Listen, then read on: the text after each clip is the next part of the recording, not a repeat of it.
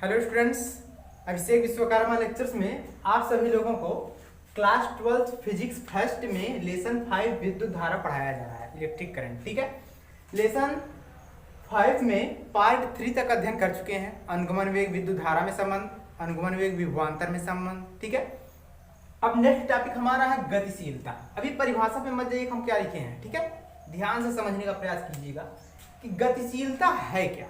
ठीक है, याद रखिए कि गतिशीलता को माइक्रोन म्यू से डिनोट करते हैं। म्यू बराबर क्या होता है? अनुगमन वेग बटे वैद्युत क्षेत्र। अब आप लोगों को बताया गया है कि अनुगमन वेग को किससे डिनोट करते हैं? वीडी से। तो वी सफिक्स में डी और बटे में क्या होता है आपका? वैद्युत क्षेत्र। बात समझ में आ रही है? ध्यान से देखिएगा। यदि आपको फार्मूला याद है तो परिभाषा बना सकते हैं, यदि परिभाषा याद हो तो फार्मूला बना सकते हैं। हम कैसे बनाए हैं आप ही लोग बता सकते हैं। यह क्या अनुगमन वेग है, यह क्या है आपका? वैद्युत क्षेत्र है। तो किसी चालक में अनुगमन वेग और वैद्युत क्षेत्र के अनुपात को गतिशीलता कहते हैं। बटे का मतलब क्या होता है? अनुपात होता है। तो परिभाषा आप लोग यह भी बना सकते हैं। यह क्या है आपका? गतिशीलता, यानी गतिशीलता को म्यू से डिनोट करते हैं। तो किसी चालक की गतिशीलता किसके बराबर है? अनुगमन वेग और वैद्युत क्षेत्र के अनुपात के बराबर होती है। यही लिखा गया है। देखिए, गतिशीलता किसी चालक की गतिशीलता चालक के अनुगमन वेग तथा वैद्युत क्षेत्र के अनुपात के बराबर होती है। इसे किससे डिनोट करते हैं? इसे म्यू से प्रदर्शित करते हैं। ठीक है, अब ध्यान से देखिएगा। क्या आप लोग इसका मात्रक बना सकते हैं? जी हाँ, अनुगमन वेग है ना, इसका मात्रक क्या होता है? आप लोग जानते हैं, मीटर प्रति सेकंड। यही तो होता है वेग है। अनुगमन वेग कोई भी वेग है ना, तो मीटर प्रति सेकंड ही होगा। और बटे में वैद्युत क्षेत्र, वैद्युत क्षेत्र का फॉर्मूला पता है आप लोगों को, इसका मात्रक भी जानते हैं। ठीक है ना, निकाल भी सकते हैं।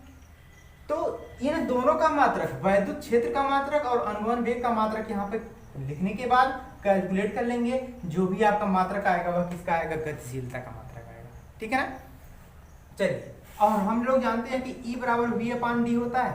E का मात्रक क्या बन जाएगा? V विभवांतर यानी वोल्ट है, बटे में L क्या है? लंबाई इसका मीटर। देख लीजिए, बना भी लीजिए। मीटर प्रति सेकंड है और बटे में E का मान है क्या? वोल्ट प्रति मीटर। अब यह ऊपर जाएगा तो मीटर स्क्वायर प्रति वोल्ट इंटू सेकंड, या एक मात्रक वैद्युत क्षेत्र का और होता है। तो आप लोग लिख के कैलकुलेट कर लीजिएगा। ठीक है ना, हम चलते हैं नेक्स्ट टॉपिक। नेक्स्ट टॉपिक हमारा है प्रतिरोधकता। अब प्रतिरोधकता किसे कहते हैं? ध्यान समझिएगा। पहले फॉर्मूला देख लीजिए ध्यान से। प्रतिरोधकता को रो से डिनोट करते हैं। किससे डिनोट करते हैं? रो से। अब रो बराबर होता क्या है? आप लोगों को पता है कि वैद्युत क्षेत्र की तीव्रता को कैपिटल E से डिनोट करते हैं। धारा घनत्व को किससे डिनोट करते हैं? धारा घनत्व तो फर्स्ट वीडियो में पढ़ाया गया है कि धारा घनत्व को J से डिनोट करते हैं। तो परिभाषा तो आप लोग बना सकते हैं, हमने फार्मूला लिख दिया। कैसे बनाएंगे? किसी चालक में वैद्युत क्षेत्र तथा धारा घनत्व के अनुपात को प्रतिरोधकता कहते हैं।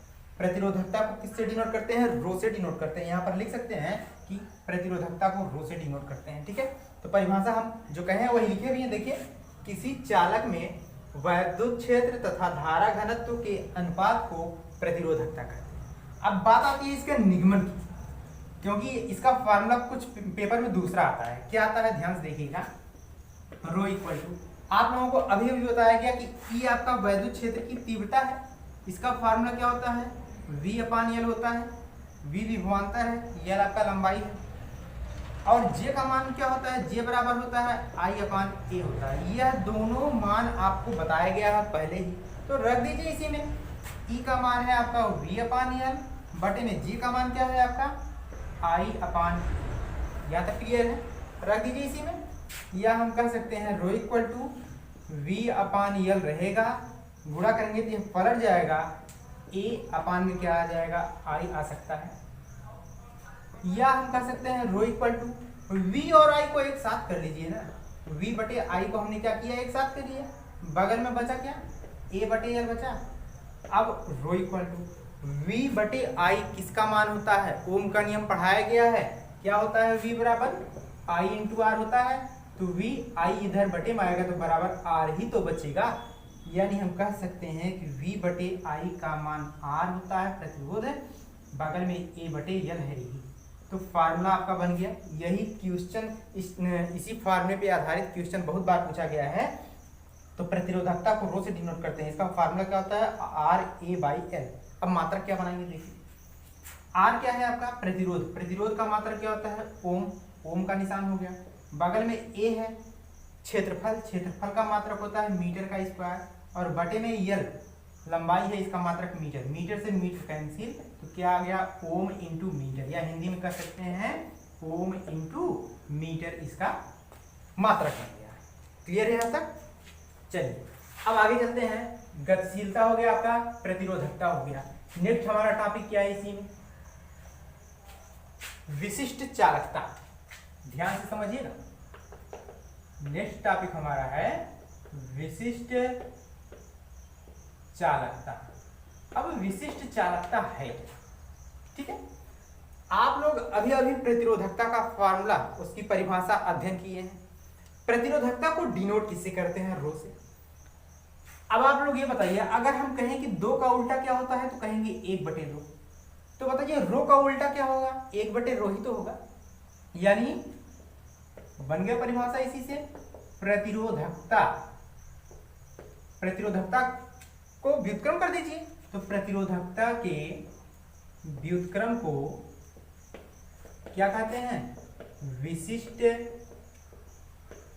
चालकता कहते हैं। बात क्लियर हुआ? प्रतिरोधकता कौन है? रो है। रो का उल्टा 1/रो ही विशिष्ट चालकता को सिग्मा से डिनोट करते हैं। यानी सिग्मा इक्वल टू 1/रो, यही आपका विशिष्ट चालकता है। इन दोनों की परिभाषा बहुत बार पूछा गया है, ठीक है ना? तो अच्छे से पढ़ेंगे। प्रतिरोधकता के व्युत्क्रम को विशिष्ट चालकता, इसका मात्रक क्या होगा? रो है। प्रतिरोधकता का मात्रक आया था ओम इंटू मीटर, तो विशिष्ट चालकता उसका उल्टा आएगा ओम इनवर्स मीटर इनवर्स, इसका मात्रक बन जाएगा। बात समझ में आ रही है? ठीक है, यहां तक आप लोग अच्छे से क्लियर किए, समझ में आया? इसके बाद हमारे नेक्स्ट टॉपिक चलते हैं, ठीक है ना? चलिए ध्यान से देखिए, हमारा नेक्स्ट टॉपिक है विद्युत सेल। विद्युत सेल आप लोगों को पता होगा, बैटरी देखे ही होंगे, ठीक है ना? बैटरी में आपका अंदर केमिकल लगा होता है, ठीक है ना? तो केमिकल से ही तो आपका करंट दे रहा है, तो वही परिभाषा बनाया गया है। यह एक ऐसा उपकरण है जिसकी सहायता से रासायनिक ऊर्जा को विद्युत ऊर्जा में परिवर्तित किया जा सकता है या रूपांतरित किया जाता है, विद्युत सेल कहलाता है। मान लीजिए जैसे आपका कोई सेल ले लीजिए, सेल है, बीच में क्या भरा हुआ है? पानी भरा हुआ है, ठीक है ना? और यहाँ पर जो 2 छड़ें होती हैं, इन छड़ों में एक होता है एनोड होता है पॉजिटिव वाला, एक होता है कैथोड निगेटिव वाला, ठीक है? इन दोनों छड़ों को कहते क्या है? इन दोनों छड़ों को कहते हैं इलेक्ट्रोड। ध्यान से बात समझिएगा। जो भी बैटरी होती है, बैटरी में जो दोनों छड़ें होती हैं उनको इलेक्ट्रोड, और बैटरी के अंदर जो पानी भरा होता है इसको बोलते हैं अपघट्य, ठीक है? और दोनों छोरों में इलेक्ट्रोड में एक होता है एनोड पॉजिटिव वाला, निगेटिव वाला होता है कैथोड, ठीक है? चलिए विद्युत सेल के बाद आते हैं विद्युत शक्ति के बारे में। विद्युत शक्ति क्लास 10 में भी पढ़ाया गया होगा कि P = W/T। अभी परिभाषा पे आप लोग मत जाइए, केवल हम जो कह रहे हैं उस पर ध्यान दीजिए, परिभाषा आप लोग बाद में लिखेंगे। P = W/T। P क्या है आपका? विद्युत शक्ति है, पावर। W क्या है? वर्क यानी कार्य। T क्या है? समय है। यदि हम समय को क्या कर दें? एकांक, तो एकांक समय में किया गया कार्य ही विद्युत शक्ति कहलाता है। परिभाषा बन गई इसी से। लेकिन इसके लिए किसी परिपथ का, किसी चालक का होना अनिवार्य है। तो किसी चालक द्वारा या किसी परिपथ द्वारा एकांक समय में किया गया कार्य विद्युत शक्ति कहलाता है। इसे P से डिनोट करते हैं, कैपिटल P से, और इसका मात्रक वाट होता है, ठीक है? एक मात्रक और बना सकते हैं P का। W आपका कार्य है, जूल प्रति सेकंड भी कर सकते हैं, कहीं कहीं पूछा जाता है, तो अधिकांशतः वाट याद रखेंगे आप लोग, ठीक है? और हाँ, एक चीज और, W, जहां W का मान होता है VI, W = VIT, ठीक है ना?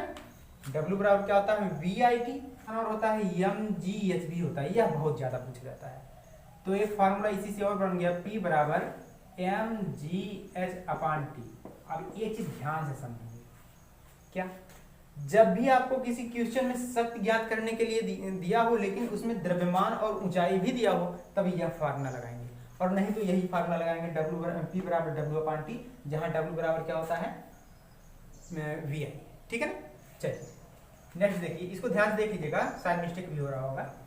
नेक्स्ट हमारा टॉपिक है विद्युत वाहक बल। विद्युत वाहक बल क्या होता है? विद्युत वाहक बल को कैपिटल ई से, कैपिटल ई बराबर होता है W/Q।